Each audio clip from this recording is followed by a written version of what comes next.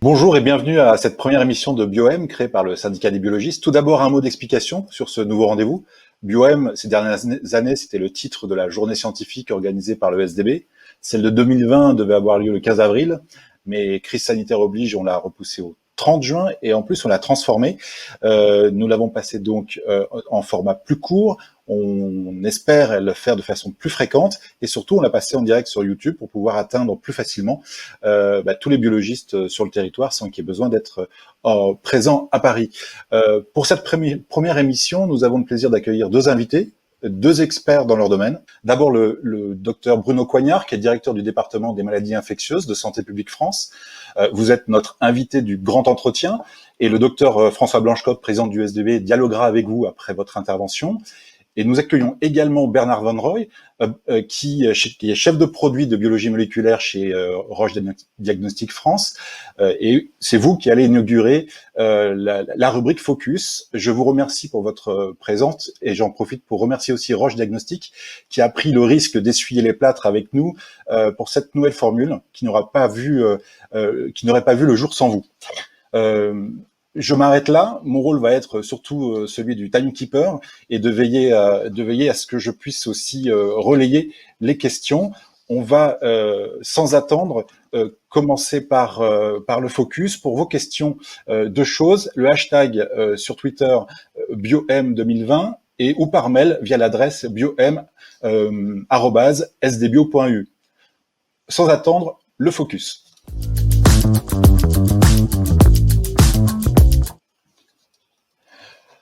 Nous n'allons pas revenir ici, Bertrand Van Rooij, sur les raisons de l'évolution des recommandations sur le dépistage du cancer du col de l'utérus, mais le fait est que depuis le 1er avril, les caisses d'assurance maladie prennent en charge le test HPV en dépistage primaire du cancer du col de l'utérus pour toutes les femmes âgées de 30 à 65 ans.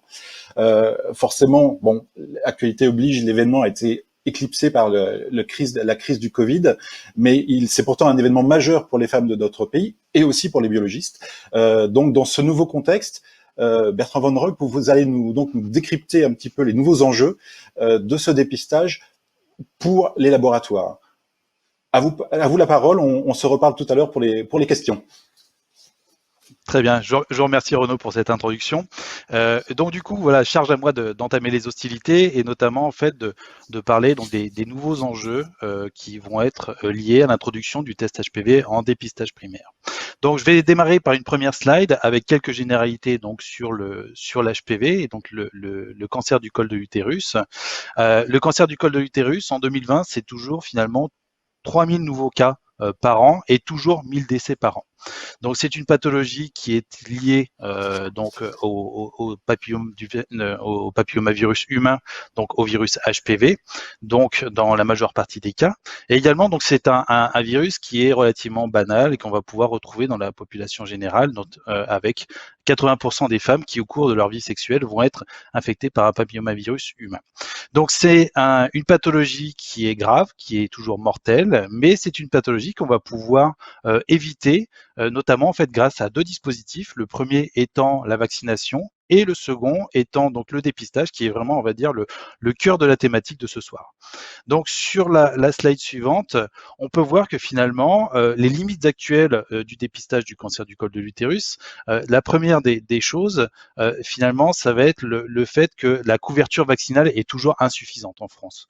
Donc les autorités de santé font le nécessaire pour essayer d'améliorer cette couverture de dépistage et également d'étendre la couverture du dépistage, notamment par la vaccination également donc des petits garçons, mais elle est toujours insuffisante pour pouvoir après bénéficier au plus grand nombre et pouvoir éradiquer complètement ce virus. Le second élément est notamment le dépistage en lui-même. Donc, on est sur à peu près 60% de participation au dépistage. On est toujours sur un dépistage qui est volontaire. Et donc, du coup, après des tranches d'âge, on va avoir différents pourcentages de dépistage, de participation à ce dépistage, mais ça reste toujours insuffisant. Et donc, il y a une réelle volonté des autorités de santé de pouvoir améliorer ces chiffres. Et le dernier point, donc, qui est le dépistage en lui-même, qui jusqu'à présent était réalisé donc par la réalisation de la cytologie. Et donc, ce dépistage va être amélioré notamment par l'implémentation du test HPV en dépistage primaire, comme on va le voir dans les slides suivantes. Donc, les mesures prises par les autorités de santé, la première, c'est vraiment l'organisation du dépistage. Donc, ce dépistage organisé, vraiment, l'objectif étant de pouvoir passer donc de 60% à 80% donc de participation et de couverture au dépistage. Et donc, en fait, l'objectif étant de réduire donc de 30%, que ce soit l'incidence ou la mortalité du cancer du col de l'utérus à 10 ans. Donc les modalités, c'est vraiment la première modalité, ça va vraiment passer par de l'information et notamment de pouvoir aussi mobiliser tous les acteurs de santé, donc autour du dépistage, finalement mobiliser également sur qui peut réaliser donc ce dépistage du cancer du col de l'utérus. Et la première des choses, c'est de pouvoir en parler aux patientes, que ce soit le médecin généraliste, que ce soit le gynécologue ou la sage-femme, directement en parler aux patientes et pouvoir dire que ce dépistage est possible, parler de la pathologie. Le deuxième élément, c'est vraiment également donc l'information directement des patientes par le biais de campagnes d'affichage, par le biais d'informations de spots télé ou radio, mais également en fait par les invitations donc des patients qui n'auraient pas reçu de remboursement dans les 3 dernières années. Donc sur la slide suivante, on peut voir comme quoi finalement ces mesures sont en cours d'implémentation, donc le dépistage organisé, mais également en parallèle va être mis en place donc une amélioration donc de la sensibilité du dépistage et notamment en implémentant le test HPV en dépistage primaire. Donc, comme l'a précisé Renaud en introduction, c'est une modification qui finalement est passée un petit peu inaperçue compte tenu du contexte, notamment avec la crise Covid. Mais par contre, au niveau des évidences scientifiques, les évidences sont là. On a différents pays, notamment en Europe, nos voisins les plus proches, sont passés au test HPV en dépistage primaire depuis des années. Et donc là, on va dire que depuis milieu de l'année passée, donc il y a une réflexion qui a été menée par la HAS avec des recommandations qui ont été émises, notamment en fait en modifiant donc les recommandations. Notamment, on va passer d'une cytologie tous les 3 ans pour les femmes de 30 à 65 ans à un test HPV tous les 5 ans pour ces femmes-là de 30 à 65 ans. Pour les femmes les plus jeunes, les 25-30 ans, finalement, on ne change rien, on reste sur un dépistage par de la cytologie PAP. Donc il y avait différents points importants qui avaient été notifiés, notamment le fait que les laboratoires puissent être accrédités et également en fait d'autres éléments qui sont plus techniques, notamment l'utilisation en fait de techniques ADN ou après la présence d'un contrôle de cellularité. D'autres éléments ont été soulevés, notamment la notion d'autoprélèvement. L'autoprélèvement étant, l'objectif étant vraiment de pouvoir améliorer la couverture du dépistage et que toutes les femmes qui étaient non répondantes, pouvoir faciliter l'accès au dépistage et après, pour toutes ces patientes non répondantes, pouvoir proposer une solution qui soit technique, qui soit facilement implémentable et directement réalisable au sein du laboratoire. Donc, toutes ces modifications ont été menées au cours de l'année passée et pour une implémentation au cours du 1er avril. Et donc là, on voit très bien au niveau de la frise qui est présentée ici, on tombe vraiment dans cette période de crise Covid où l'actualité a été largement balayé donc sur la crise Covid et que finalement ces modifications de modalité de dépistage du cancer du col de l'utérus est vraiment complètement passé à la trappe.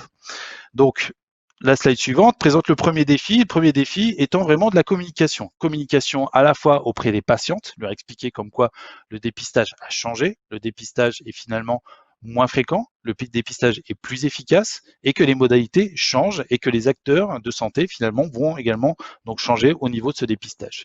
Et également communication auprès des prescripteurs parce que finalement un prescripteur qui avait l'habitude de faire la même chose depuis des années et des années, va y avoir un changement au niveau des pratiques et va également donc y avoir un changement au niveau des prescriptions et notamment de la communication du résultat. Donc le premier challenge, c'est vraiment un challenge de communication.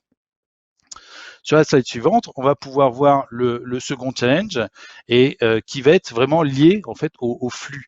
Donc les flux, jusqu'à présent, le prélèvement était un prélèvement cervical qui était réalisé donc par un frottis cytologique et donc ce frottis était positionné dans un flacon de cytologie en milieu liquide qui était envoyé dans une structure anapath pour la réalisation donc de la cytologie PAP.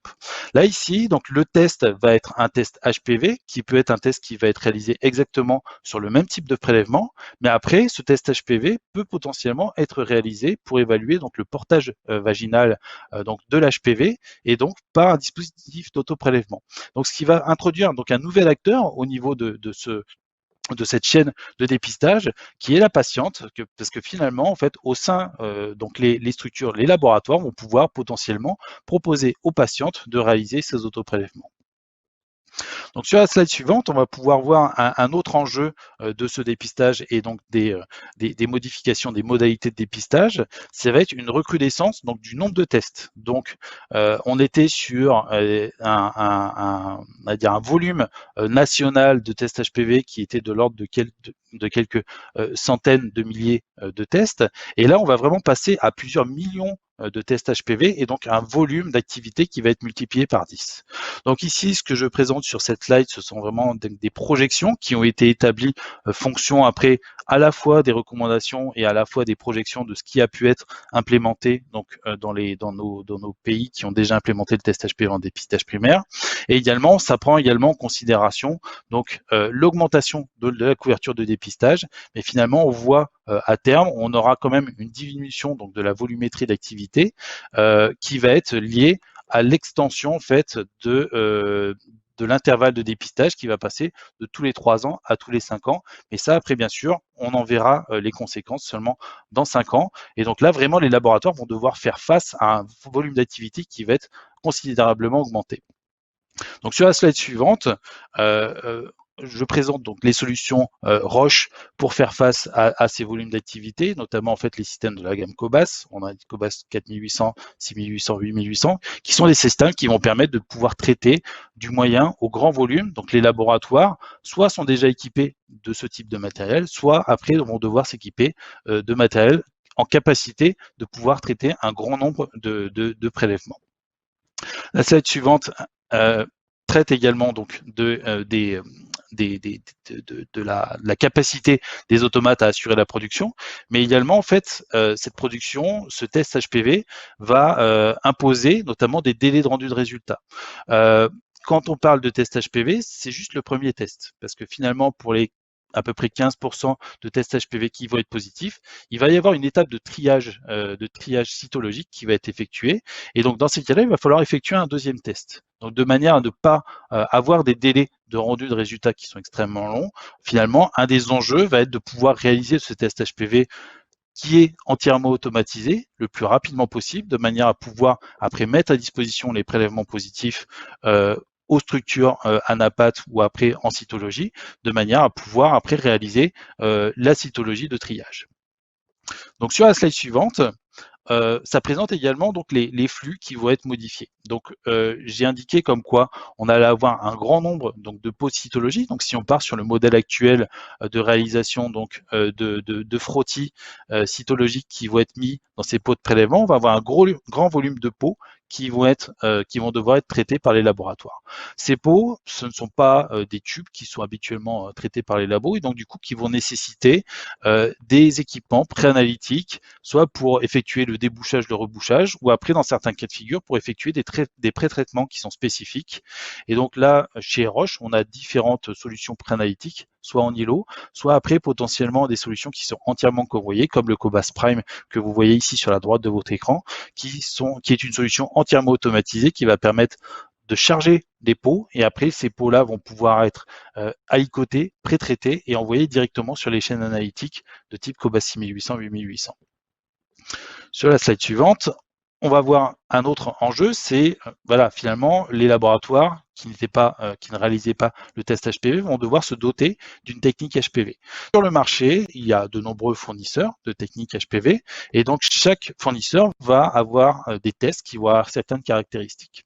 Des éléments qui sont importants à vraiment prendre en considération, ça va être le type de technique, savoir est-ce que c'est une technique en ADN, est-ce que c'est une technique en ARN.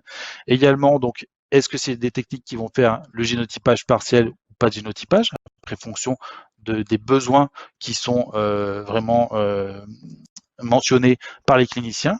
La présence d'un contrôle de cellularité, parce que ça c'est vraiment un élément primordial, sachant que le prélèvement va arriver et potentiellement si c'est l'auto-prélèvement, il va vraiment falloir pouvoir s'assurer de l'intégrité du prélèvement et pouvoir s'assurer comme quoi on va rendre un résultat dans de bonnes conditions et notamment sur un résultat négatif qui va induire finalement un prochain dépistage, un prochain cycle de dépistage qui ne sera que dans 5 ans. Et donc dans ces cas-là, il ne faut absolument pas rendre de résultats faussement négatifs. Également donc les données de validation, que ce soit des données de validation cliniques ou après également donc analytiques. Donc là, il y a une liste des trousses qui sont validées, qui a été mise par le Centre national de référence. Et ce Centre national de référence a également donc indiqué quels sont les milieux de prélèvement qui vont être validés avec les trousses. Donc c'est vraiment un couple de validation de marquage CE pour une trousse va correspondre un ou plusieurs milieux de prélèvement. Et également, j'en reparle ici, l'auto-prélèvement reste une question que nombreux sont les laboratoires se posent. Et également, donc les industriels, nous travaillons à effectuer donc des validations de manière à pouvoir vous faciliter l'accréditation. Et notamment sur les kits Cobas, nous sommes en cours de validation dans d'autres dispositifs d'auto-prélèvement de manière à pouvoir avoir des prélèvements qui seraient réalisables facilement et pouvoir augmenter la couverture du dépistage. Donc sur la slide suivante, c'est juste une slide de conclusion sur les différents éléments qu'il faut prendre en considération, notamment sur l'aspect augmentation donc de volumétrie d'activité, et également au niveau des performances en termes de testing, le fait que ce soit des tests de PCA en temps réel, possède également donc des contrôles de cellularité. Après, des éléments à considérer, ce sont les éléments également pré- et post-analytiques, notamment vis-à-vis du tri des HPV positifs, parce que vous allez avoir de nombreux HPV à traiter, mais après, il y aura après 15% d'HPV environ à devoir trier pour pouvoir effectuer un triage cytologique. Et également, il y a l'aspect important qui est l'aspect transmission des données.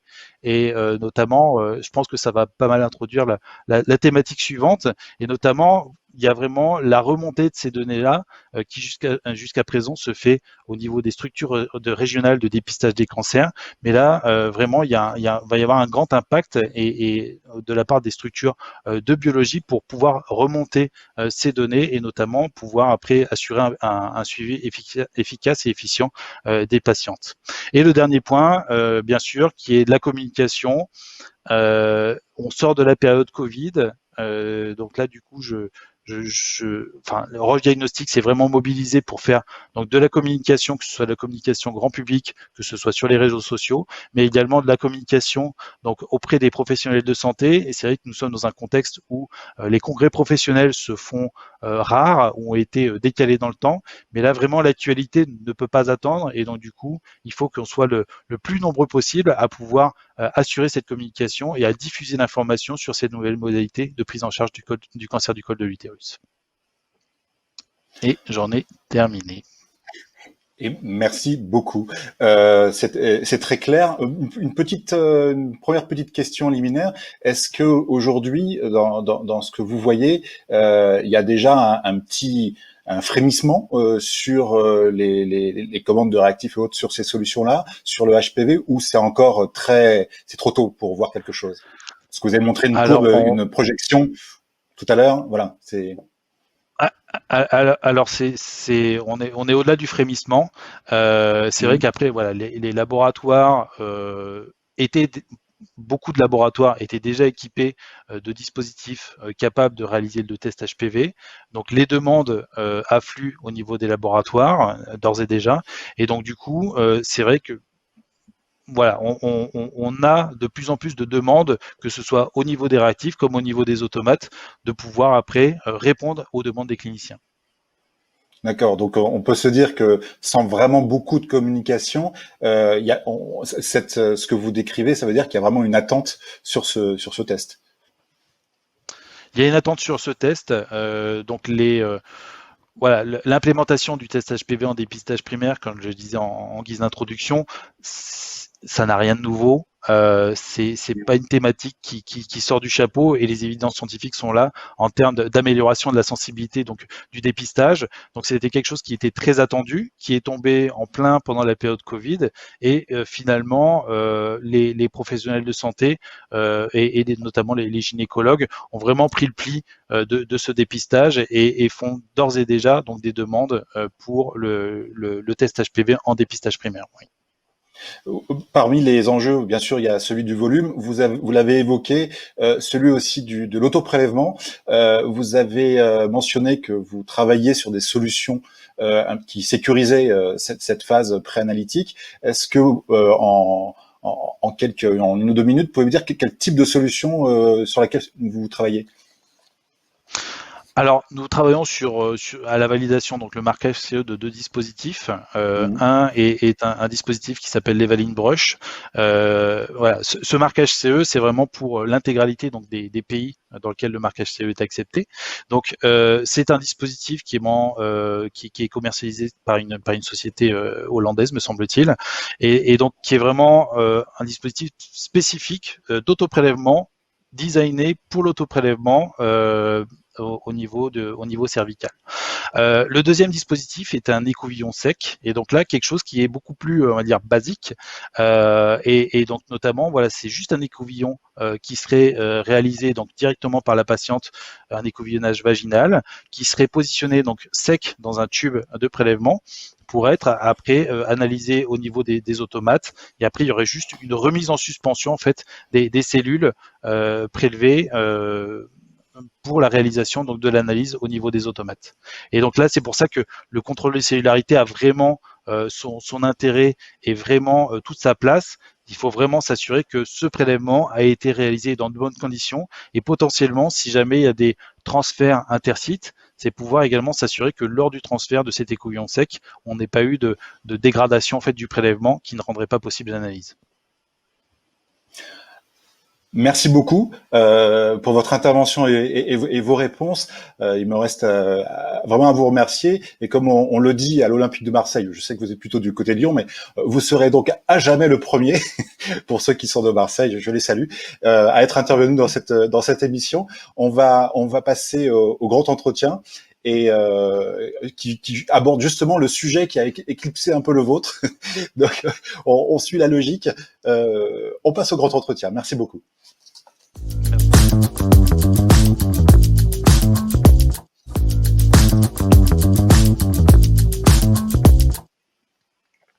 Nous passons donc maintenant à notre grand entretien avec le docteur Bruno Coignard, qui est directeur du service des maladies infectieuses de Santé publique France. Avec vous, donc, on revient sur le sujet d'actualité qui a mobilisé tous les professionnels de santé et les biologistes en particulier depuis quelques semaines, puisque vous êtes le réceptacle du tuyau SIDEP que les laboratoires alimentent maintenant très régulièrement, et je crois avec beaucoup de constance, et les scores ont l'air très bons, des remontées. La question qui est centrale, c'est donc: que faites-vous de ces données que les laboratoires français vous fournissent? D'abord, merci d'être avec nous ce soir, parce que vous aussi, vous inaugurez la session. Et juste avant de vous laisser la parole pour présenter Santé publique France, votre rôle, etc., un petit mot du docteur François Blanchecotte pour dire comment les biologistes aujourd'hui travaillent avec Santé publique France, parce que ça a été, il y a eu quelques mois très intenses, on va dire, pour mettre en place, même si vous connaissez depuis longtemps. Oui, bonsoir. Très rapidement, écoutez, nous sommes d'abord satisfaits du travail qui a été entamé.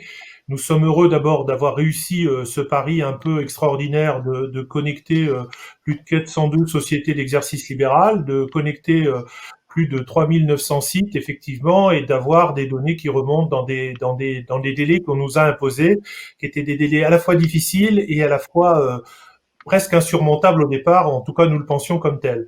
On travaille depuis longtemps, et le docteur Bruno Coignard nous présentera Santé publique France, évidemment, mais le souhait que nous avons ce soir d'aborder ce sujet, c'est de de montrer que nous pourrons éventuellement, et dans quelles conditions, continuer à utiliser ce type d'outils. Et c'est tout l'intérêt d'en discussion d'en parler. Mais en tout cas, globalement, les biologistes ont joué leur rôle de façon efficace. On remercie bien sûr tous les gens qui ont tourné autour, et bien sûr la délégation nationale numérique en santé qui a beaucoup travaillé avec nous. Et je vous laisse tout de suite la parole pour présenter Santé publique France et nous informer un petit peu de vos missions et de savoir après comment on engagera la suite pour échanger entre nous et des données médicales.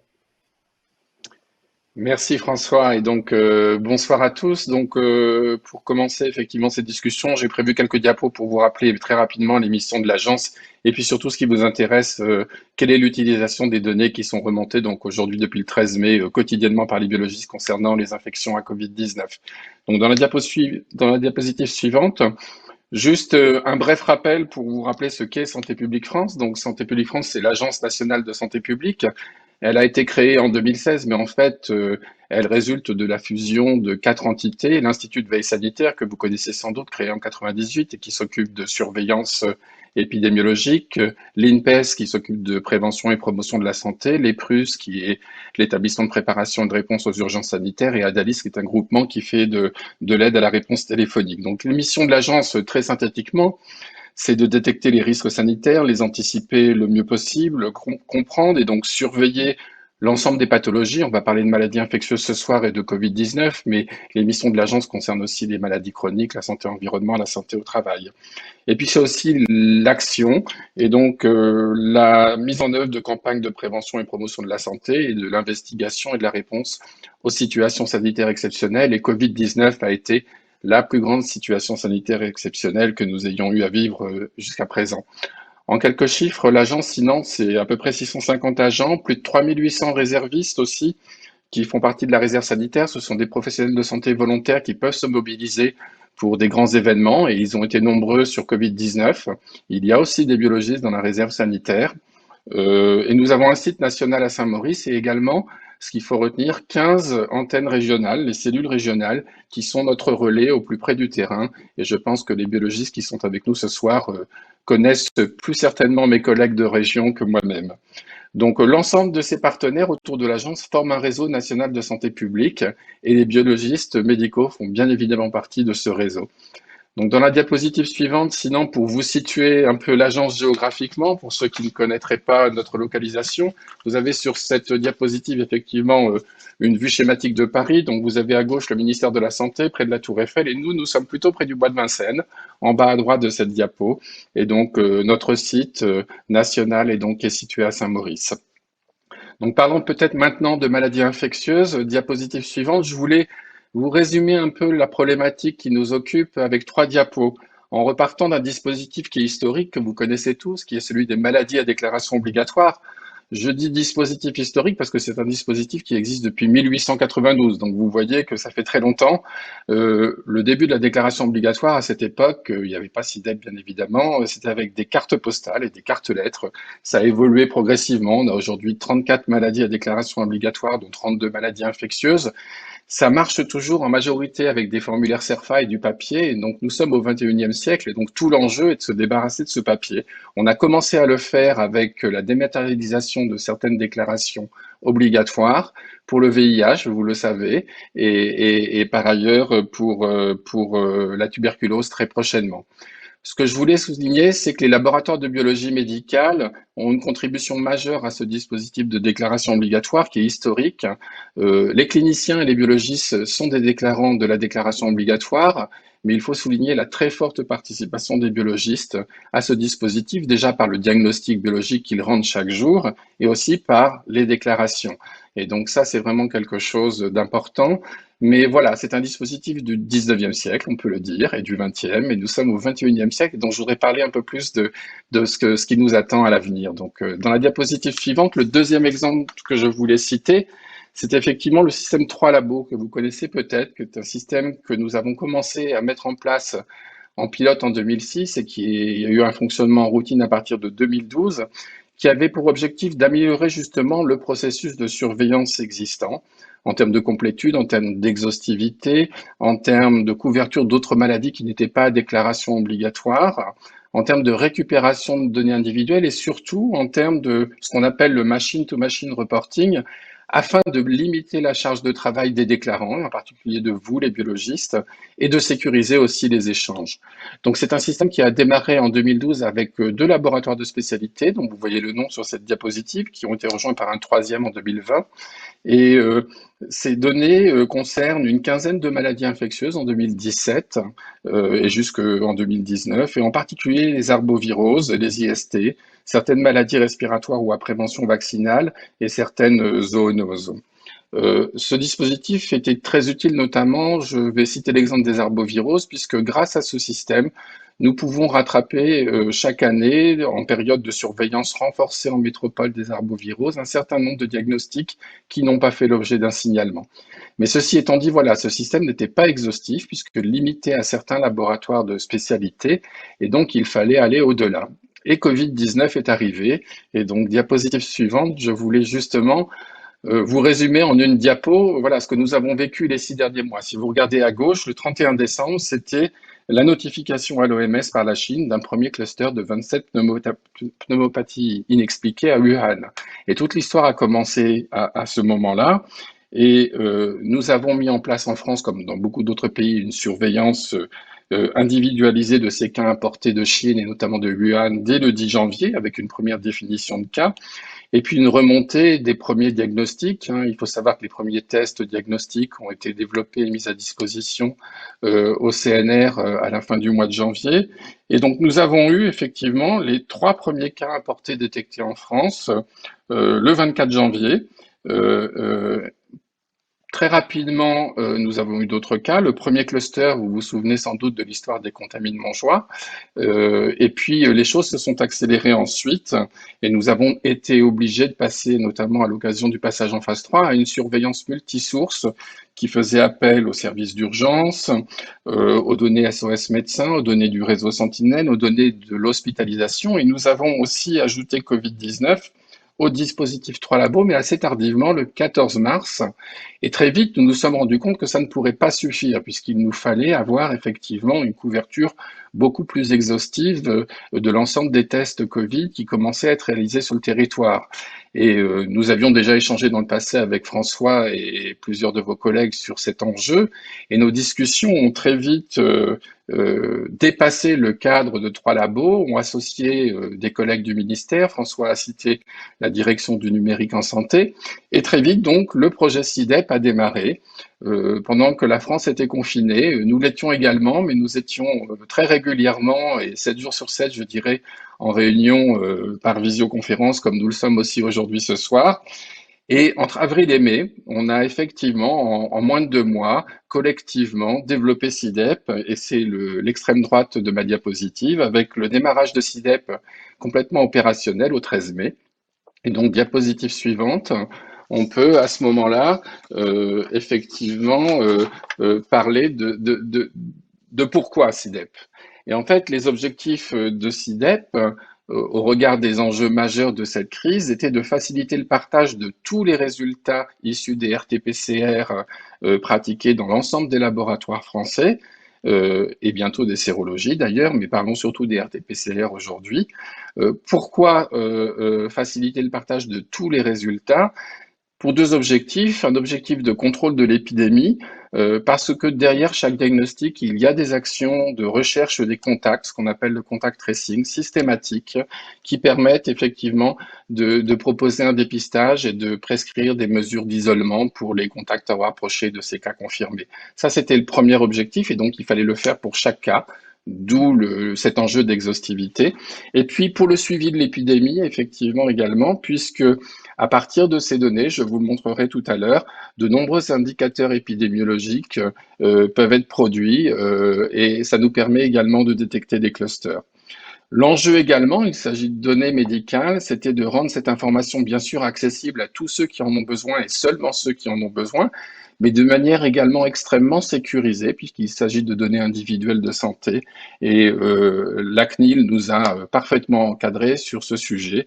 On pourra y revenir, mais en tout cas, il y avait pu avoir des craintes par rapport à ce système, mais je peux vous garantir, ou en tout cas témoigner, que les accès à ces informations sont très strictement définis et surveillés. Voilà, ce qu'on peut dire sur CIDEP, c'est que c'est vraiment un effort collectif exceptionnel qui a rendu les choses possibles de toutes les parties prenantes. François a cité la direction du numérique en santé. Je voudrais d'abord citer les biologistes médicaux, privés et publics, et leurs syndicats qui ont été vraiment très moteurs pour accompagner cette démarche. Les directions du ministère de la Santé, à côté de la direction du numérique en santé, il y avait aussi la direction générale de la santé, les éditeurs de logiciels, des sociétés de services informatiques, la PHP qui est prestataire du système, l'assurance maladie, l'agence du numérique en santé, la TIH et bien sûr Santé publique France qui a aussi contribué à cette réflexion en termes de définition de ses objectifs pour remplir les finalités que j'ai rappelées précédemment. Donc voilà, c'est quelques mots-clés, c'est vraiment un développement en des temps records, c'est quelque chose d'assez fantastique qu'on a réussi à faire collectivement, tous ensemble, avec vous, puisque en 2 mois, effectivement, ce système que j'avais rêvé depuis 15 ans personnellement a été mis en place sur Covid. Et donc c'est une preuve de concept que ça marche, et c'est très certainement, et on pourra en parler ensuite, un accélérateur de progrès. Alors la diapositive suivante va être complètement illisible pour vous, mais c'est pour vous illustrer aussi le caractère exceptionnel de ce qu'on a fait, c'est que CIDEP est quand même quelque chose de très complexe. Hein. Si on part du haut, il y a tout le préanalytique, au milieu de l'ensemble des laboratoires qui peuvent faire ces tests RT-PCR, et puis en vert en bas, toute la concentration des résultats et tout en bas de cette diapo, les différents destinataires de données. Donc il y a bien sûr l'agence où je travaille pour la partie indicateur épidémiologique, mais il y a aussi toutes les agences régionales de santé, l'assurance maladie qui fait du contact tracing et également bien sûr les médecins prescripteurs du test et les patients qui sont destinataires de ces résultats. Diapositive suivante.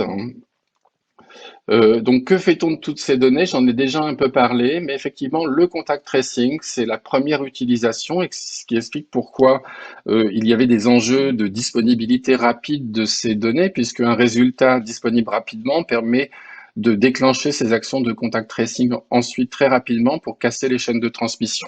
Donc là, ce sont des données individuelles identifiantes qui sont utilisées et exclusivement par les entités que j'ai citées sur cette diapo, le médecin traitant qui fait du contact tracing à un premier niveau, je dirais essentiellement la cellule familiale, l'assurance maladie qui fait un contact tracing de niveau 2 plus élargi et éventuellement les ARS et les cellules régionales de Santé publique France pour des investigations un peu plus complexes de niveau 3 qui concernent essentiellement des clusters qui peuvent survenir.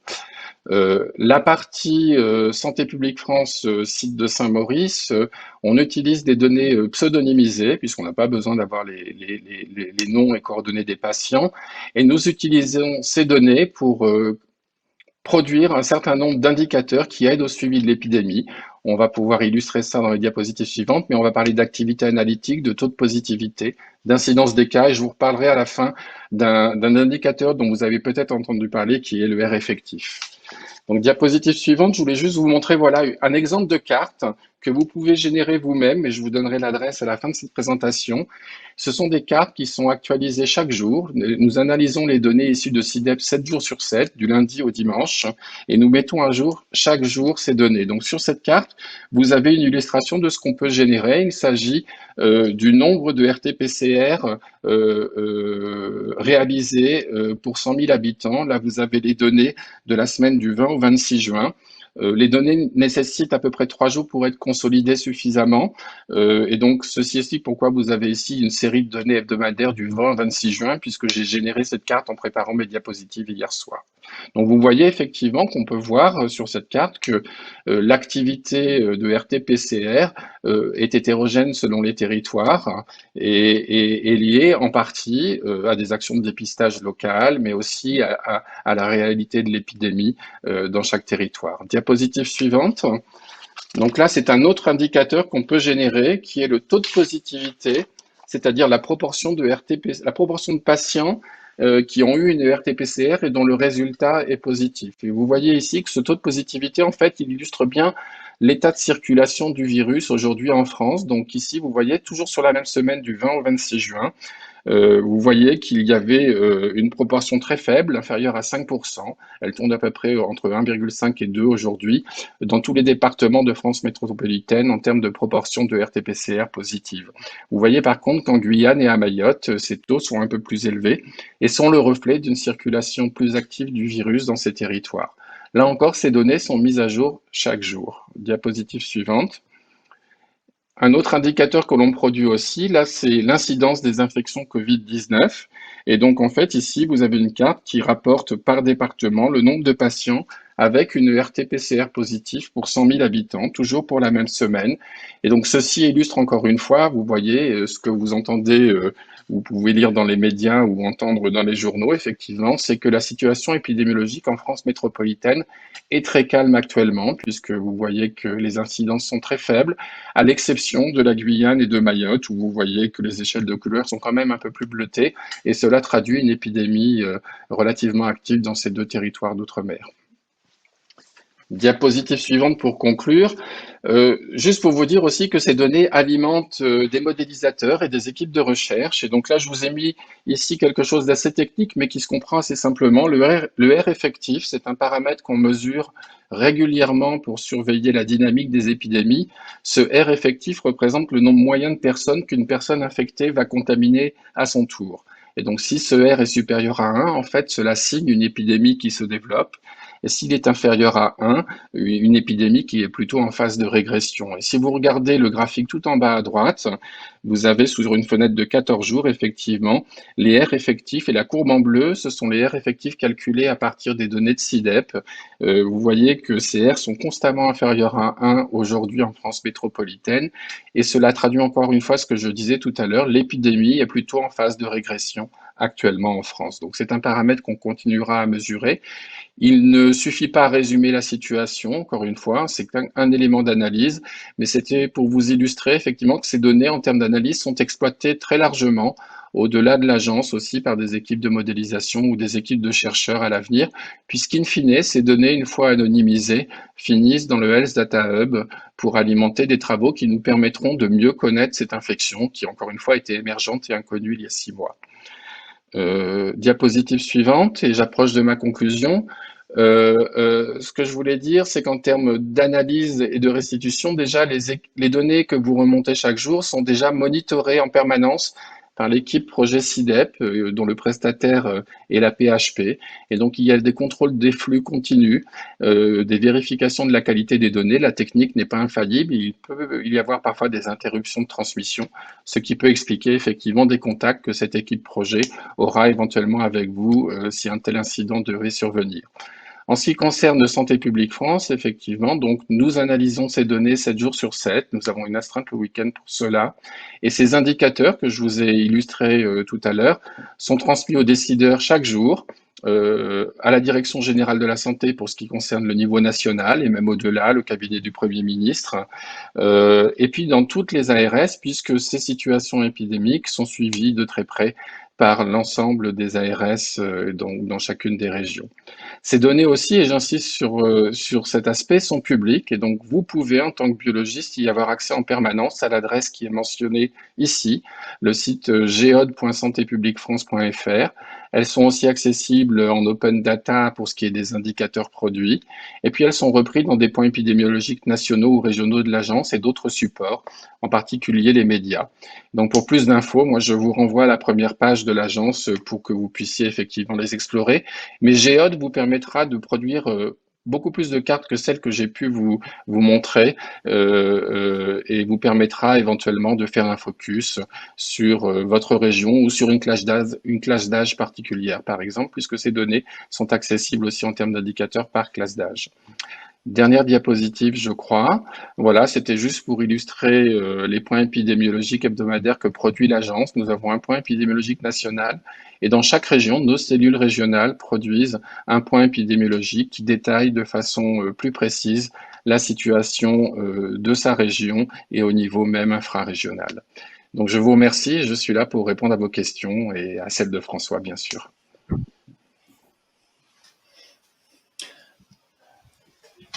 Merci beaucoup, docteur. François, une première question pour ouvrir le bal sur voilà ce qui nous a été présenté, puis aussi peut-être en fonction de ce qui a été vécu ces dernières semaines. Bruno a prononcé deux mots très intéressants. Premièrement, accélérateur de progrès. Il faut savoir que ça n'a pas été quand même un long fleuve tranquille. Il y a eu quand même des heures et des heures de discussion. Ce que je retiens, et on va retenir que l'essentiel, c'est que on a essayé d'être pragmatique, de voir et de raisonner en tout cas les demandes qui nous étaient faites de façon à ce qu'on puisse y répondre le plus rapidement possible.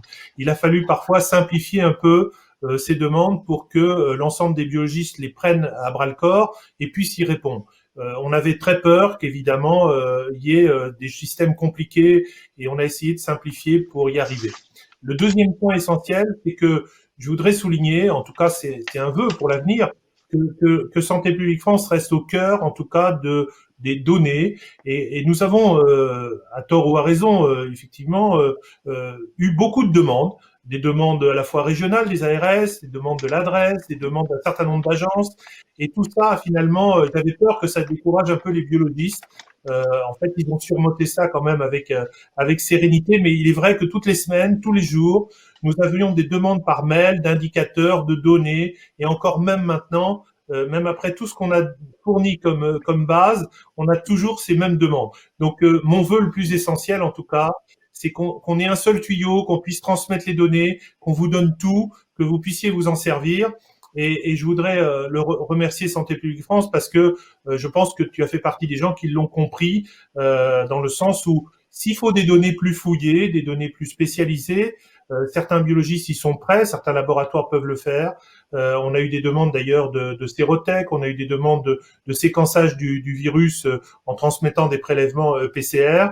Donc on voit bien qu'on peut servir à quelque chose. En tout cas, la chose essentielle, c'est qu'on a des patients en très grand nombre, 500 000 patients par jour dans nos labos privés. Je crois qu'on peut fournir un certain nombre de matériaux, de données de santé et qu'on peut participer pleinement à, comme tu disais, cette épidémiologie sur toute la France. Donc ça, c'est l'essentiel. Je pense qu'aujourd'hui, ce qu'il faut comprendre, c'est que ce tuyau SIDEP, il a coûté cher quand même, faut le dire. Mais on souhaiterait évidemment qu'il soit conservé, en tout cas anonymisé, puisque tu l'as souligné, certains ordres, entre autres de médecins, ont souligné cette absolue nécessité de garder des données confidentielles pour les Français. Donc aujourd'hui, la question que je te pose, c'est est-ce qu'on est prêt en France aujourd'hui à utiliser un tuyau pareil et à le conserver, et à ce que Santé publique France soit le réceptacle en tout cas et qu'il puisse dispatcher après les données que nous transmettons. Alors oui, je vais répondre. Je pense que la volonté, je peux le confirmer, on a une très forte volonté partagée avec vous de pérenniser le système. Et je pense que ça va être l'enjeu des discussions avec les mêmes équipes qu'au premier semestre. Pour le second semestre 2020, il faut absolument, effectivement, ne pas perdre l'acquis qui a résulté d'une mobilisation exceptionnelle de l'ensemble des acteurs qu'on a cités.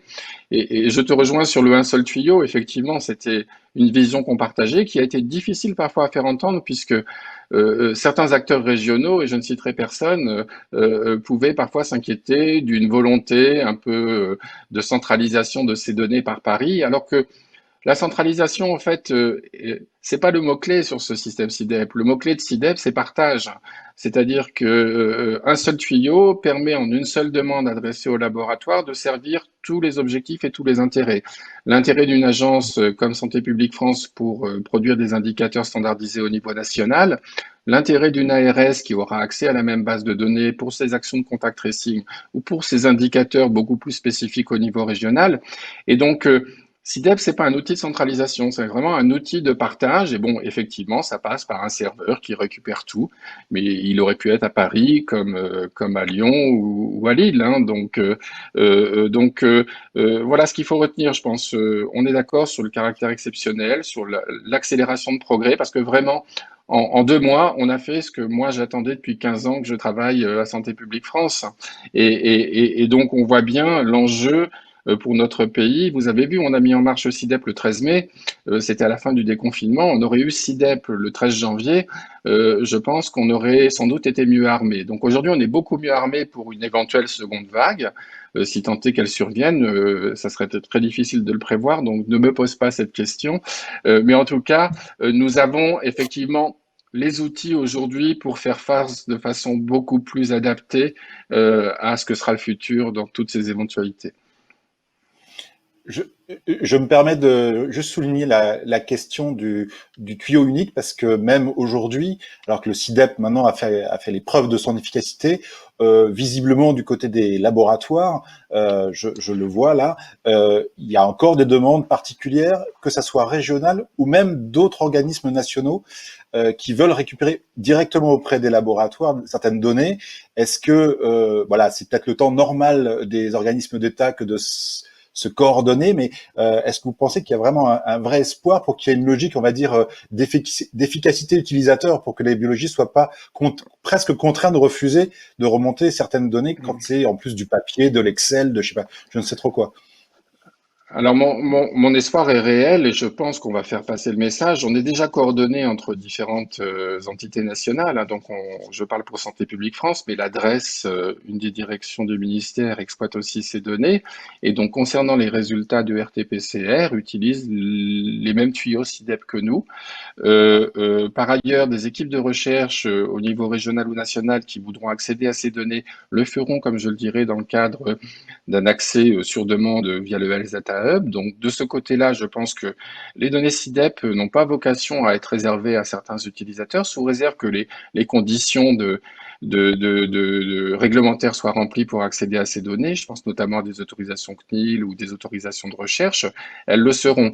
Il peut y avoir encore des demandes qui touchent les laboratoires, qui concernent peut-être d'autres sujets. Je pense notamment à des demandes, je crois, qui continuent, et c'est important de pouvoir le monitorer, de l'adresse, non pas sur l'activité, mais sur les capacités, puisque là, c'est une question un peu différente. Et SIDEP ne mesure pas les capacités, il mesure l'activité quotidienne concernant les tests Covid. Et donc, je pense qu'il y a ces demandes qui continuent. Il y a encore quelques demandes, d'après ce que j'ai compris, qui perdurent concernant l'historique avant SIDEP. On travaille au fait effectivement de les rationaliser pour éviter de vous surcharger de questions redondantes, puisque je partage totalement effectivement votre souci d'être économe dans les sollicitations qu'on adresse aux biologistes. On parle de Covid ce soir, mais il y a beaucoup d'autres maladies infectieuses pour lesquelles on vous sollicite également. Et donc, c'est aussi l'enjeu de SIDEP et de sa pérennisation. C'est pas seulement sa pérennisation, mais c'est aussi, parce que le Covid va durer au-delà de la fin de l'état d'urgence sanitaire, c'est aussi son extension, et je crois que là, sur ce sujet, on est d'accord avec François, aux autres pathologies infectieuses. Et il y avait un avant SIDEP, il y aura un après avec SIDEP, et je pense que notre projet 3 Labo, qui avait son intérêt, doit complètement être revisité aujourd'hui à la lueur des enseignements que nous avons pu tous ensemble obtenir par le biais de ce projet. Donc voilà, je pense vraiment que l'avenir est dans un tuyau SIDEP-like. On verra comment on appelle ce système au-delà de Covid, mais on a un intérêt majeur et c'est déjà un enjeu majeur identifié par Santé publique France de travailler dès aujourd'hui aux conditions nous permettant de pérenniser ce succès. Juste un mot pour rebondir et faire rentrer un peu Bertrand aussi, qui est intervenu au départ. Je pense que l'intérêt, et on peut lui poser la question, d'avoir un système centralisé qui puisse remonter des données de HPV, c'est aussi un intérêt majeur, je pense, pour la surveillance en termes d'épidémiologie, en termes de nombre de tests ou de femmes dépistées. Parce que c'est vrai que le laboratoire aussi a cette histoire, c'est qu'il garde l'historique des patientes, il garde le fait qu'une patiente est venue 5 ans avant, comme tu disais tout à l'heure, Bertrand, c'est de refaire ça tous les 5 ans, donc de réinviter aussi les patientes qu'on connaît à les ressolliciter pour se surveiller. Je pense que c'est très important et peut-être la question de l'épidémiologie pour vous aussi industrielle est importante. Bertrand? Oui, c'est parfaitement important sur deux aspects. Le premier qui est vraiment l'aspect écologie virale et épidémiologie, vraiment pour avoir ce suivi. Et après, quand je disais les 15% de positivité, finalement, après, on se base sur des études qui ont été menées de manière régionale. Et donc, de fait, on ne sait pas si ce 15% de positivité, il est au niveau national. Et on va pouvoir le retrouver sur toutes les régions ou est-ce que potentiellement on pourrait avoir une hétérogénéité au niveau des régions. Et après, sur une deuxième thématique qui est une thématique purement industrielle, et là on l'a clairement vécu avec le Covid-19, on s'est retrouvé dans une situation où on n'était pas en capacité de pouvoir assurer la fourniture de réactifs, d'automates pour l'intégralité donc des clients et voilà pouvoir répondre à la demande. Et là, clairement, ça nous donne les données de Santé publique France nous donne des éléments qui vont nous permettre, on va dire, d'argumenter, notamment pour des sociétés internationales telles que la nôtre, de se dire que finalement, est-ce qu'on est dans une problématique où on va avoir un réel besoin sur le marché français, ou après, est-ce que là, on est dans une période un petit peu plus calme, et donc dans ces cas-là, pouvoir alimenter d'autres marchés en réactif, et après, pouvoir également travailler en anticipation, et de se dire, si jamais on voit un rebond au niveau de l'épidémie, tout de suite anticiper et pouvoir se doter des capacités en termes de kits pour pouvoir après fournir les laboratoires. Parce que là, on l'a très bien vu, que ce soit les dispositifs de prélèvement, les capacités de production des laboratoires, voilà, on a tous fait front, que ce soit les laboratoires comme les industriels, de manière à pouvoir assurer du mieux qu'on peut. Et là, ces données-là nous permettent de travailler vraiment dans l'anticipation. Bruno Cognat? Oui, non, je voulais rebondir effectivement sur ce sujet HPV. On parlait d'extension de SIDEP à d'autres pathogènes. Voilà, pour HPV, on est dans un contexte où on aura besoin très rapidement de mesurer l'impact de la vaccination sur la prévalence génitale des HPV. Et il est évident, et c'est un enjeu pour nous, de pouvoir recueillir les données de laboratoire concernant ces tests réalisés tous les 5 ans chez les femmes à partir de 30 ans. Donc, on avait déjà identifié cet enjeu l'année dernière. On pensait à rajouter HPV dans le système 3 Labo. Donc, clairement, à la faveur de ce que je disais tout à l'heure, dans l'optique d'un SIDEP étendu à d'autres pathogènes, HPV sera effectivement dans la liste. Et là aussi, les données des laboratoires de biologie médicale seront d'une grande utilité. François, peut-être une question justement sur ce... Oui. L'enjeu majeur de la santé 2022, ça va être d'anonymiser les données, de pouvoir les transmettre, mais basé sur une chose, c'est ce qu'on appelle l'identifiant national de santé. Or, là aussi, il y a un véritable enjeu parce que tout est basé dessus. Et nos éditeurs nous disent qu'ils seront pas prêts pour janvier 2021, qui est le début normalement de l'application. Donc là aussi, je crois qu'il va falloir trouver un moyen, peut-être, d'anonymiser au départ, de voir comment on peut transmettre des résultats.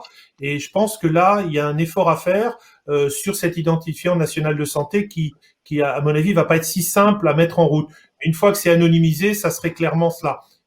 Avant, juste que je te redonne la parole définitivement, c'est aussi de penser qu'il y a d'autres infections virales qui vont nous arriver, comme la grippe, et peut-être que ça serait le moment aussi d'avoir des tests PCR multiplex, enfin de trouver plusieurs manières de doser en biologie moléculaire et que la France fasse un bond technologique, qu'on reste pas dans nos petits examens de routine, mais qu'on fasse vraiment de la biologie moléculaire sur tout le territoire. Et sur ces aspects-là, je vous rassure, on est sur le coup. Alors sur les tests multiplex, je préférais laisser Bertrand répondre, c'est plus dans son domaine d'expertise. Donc, non, c'est pour vous dire que voilà, il y a des. Ah, je vous prie de m'excuser. Non, il y aura des tests multiplex qui seront disponibles là dès la prochaine saison, qui vont permettre de faire un test grippe Covid. D'accord. Alors, je voulais juste rebondir sur l'INS dont parlait effectivement François, l'identifiant national de santé, hein, qui est une pseudonymisation du numéro de sécurité sociale. Cet INS est très important parce que, je le disais tout à l'heure, les données de SIDEP et de son futur sont quelque part versées dans le Health Data Hub. Et cet INS permet effectivement de faire la jonction entre les données du laboratoire et des données qui sont recueillies par ailleurs, que ce soit par le PMSI ou par les données de l'assurance maladie. Et ce sont l'ensemble de ces données quand on peut les chaîner avec toutes les réserves liées aux impératifs de confidentialité qui permettent effectivement d'alimenter des travaux de recherche. Et donc, il y a un vrai enjeu et un avenir à l'utilisation de cet INS. C'est pas un hasard si effectivement on demande à partir de l'année prochaine, je crois, à ce que cet INS soit rajouté dans plusieurs jeux de bases de données. C'est vraiment dans cet objectif, c'est de pouvoir à terme chaîner ces données pour alimenter des travaux de recherche qui sont tout à fait importants pour améliorer la santé de nos concitoyens. Nous sommes à 2 minutes de la fin de l'émission. Je voudrais poser une question à François Blanchecotte, parce que on a bien compris les enjeux de santé publique, de suivi, etc. Mais au-delà de cette remontée d'informations via le CIDEP, quel est je dirais l'enjeu professionnel et de positionnement des biologistes dans la transformation du système de santé, avec plus de prévention, plus de dépistage, plus de suivi. Est-ce que cet outil CIDEP est stratégique pour les biologistes? Alors, c'est un enjeu évidemment de taille, puisque dans un premier temps, vous savez que le gouvernement s'est adressé aux hôpitaux, en tout cas pour avoir un certain nombre de tests. On a vu l'enjeu majeur qu'on pouvait apporter, c'est en termes de population, de mise en œuvre d'un système informatique complexe, comme l'a dit Bruno, dans lequel on a pu participer très activement, et deuxièmement, de pouvoir dans l'avenir transmettre aussi des bases de données énormes que nous avons. Nous conservons souvent un silo dans lequel nous avons peu d'utilisation. Et donc, il faut pouvoir, évidemment, avoir une surveillance, je rejoins Bruno, une surveillance épidémiologique, mais très fine du territoire. On le verra aujourd'hui, ça va être un enjeu essentiel pour le développement des activités économiques. Et pour faire un mot sur ce qui s'est passé il y a quelques jours en politique, eh bien, c'est que finalement, on voit que la santé est un enjeu majeur, un enjeu de développement économique, de sécurité pour les Français. Et je suis très heureux que la santé revienne au premier plan et que c'est un aspect positif de cette crise, en tout cas que nous avons vécu, c'est que les Français maintenant savent à quoi on sert. En tout cas, que ça soit Bruno, les industriels, les biologistes, on sait à quoi on sert et qu'on peut être efficace et qu'on a trouvé, qu'on a essayé de les aider en tout cas au maximum avec nos moyens, nos compétences pour essayer de les protéger le plus possible de ce virus, mais de d'autres à venir peut-être. Merci, ça va être un peu le mot de la fin, parce qu'on arrive à la fin de cette émission. Merci Bruno Coignard, merci Bertrand Van Rooij, merci beaucoup. Merci à tous ceux qui l'ont suivi. Sachez que vous pourrez le revoir et partager cette émission. Nous allons en effet la mettre en replay sur le compte YouTube du SDB. Merci aussi pour votre présence ce soir et merci pour votre indulgence, parce que c'était la première. Donc on n'a pas eu de problème technique. Merci. Merci à Michael Armand qui a parfaitement géré tout ça. C'était une première. Il y en aura d'autres, puisque il y a déjà des partenaires qui sont intéressés, qui sont manifestés, et donc l'idée c'est d'améliorer la formule au fur et à mesure. Donc on vous donnera des rendez-vous via les réseaux sociaux du SDB et ses newsletters. Je reviens au remerciement des premiers intervenants qui ont ouvert le bal. Alors c'est sûr que c'est deux sujets magnifiques pour une première émission, puisque on est à la fois dans l'actualité et en pleine problématique de santé publique. Voilà, c'était une première version. On se retrouve bientôt. Le docteur François Blanchecotte et moi-même, on vous donne rendez-vous prochainement, très certainement à la rentrée. Et jusqu'ici et jusqu'à nous revoir après les vacances. À bientôt et portez-vous bien. Très bonne soirée à vous. Merci à tout le monde. Merci Renaud. Bonsoir.